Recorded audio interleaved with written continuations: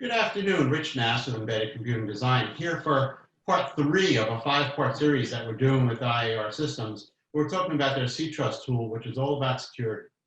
My guest today is Clive Watts. He is the Vice President of Product Management for Secure Thingz. And we're going to be talking about, in this session, secure contexts are a must in industrial platforms. Good afternoon, Clive. How you doing? Yeah, good afternoon, Rich. Pretty good. And yourself? I'm doing great, thank you. So tell me why these contexts are a must in an industrial platform. Well, hopefully pretty much everyone's got the idea that we really need some security in our devices, particularly the connected devices. And most people don't know how to go about putting security into the devices. And the concept of the security context is a way to encapsulate everything about how security works in a device and in a project, so that we can get the right things in there, make it work all the way through the supply chain, and ensure that products go out of manufacturing secure and as the manufacturer intended. One of the things we've talked about in this series is that one of the issues is that it's just not in the developer's DNA to design in security. And I've seen other examples of the C-Trust tool where it's actually part of the design flow. I was hoping you could show us the tool in action where it is part of the flow.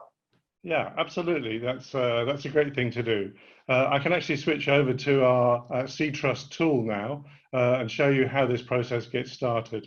We'll delve into more detail when we do the webinar, but just to give you a taste for how this starts out. So I'll flip over and share a screen here. Okay, so what you see before you here is the embedded workbench product from IAR, our parent company. And we've built a plugin called C-Trust to this, which enables this security context to be built and then to be tweaked and edited depending on the particular project that's going ahead. So what I'll show you right now is just how we're trying to make this simple for people, particularly a security officer, or perhaps that could be a CEO, CTO in a small organization, to really get started with security on their project. So what I'm going to do is to haul up some options in this project. I just started one before we came on the call. And in this dialog box here, you can see we have added in a security tab. This is part of the C-Trust product features in here. And in here, I can enable a security context for this particular design. And the dialog box will give me an option to create a new security context as if this was a completely new project. And hopefully we should pull up here a dialog box. Now, what we're giving the user here is just a very simple choice of the kind of security that they want in their project. We've got only 2 options here.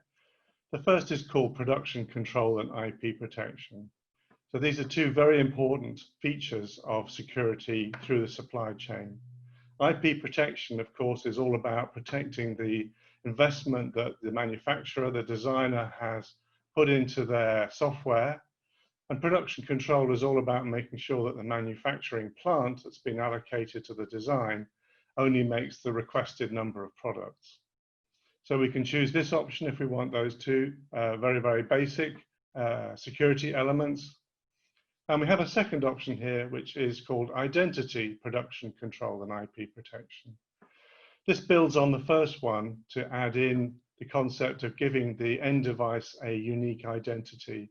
And unique identity is really important on a networked product because it enables a device to be unique on the network and for us to be able to identify it, to check that it is our product, for it to be able to authenticate with servers on the system, and potentially for us to be able to take the device down if for some reason in the future it misbehaves.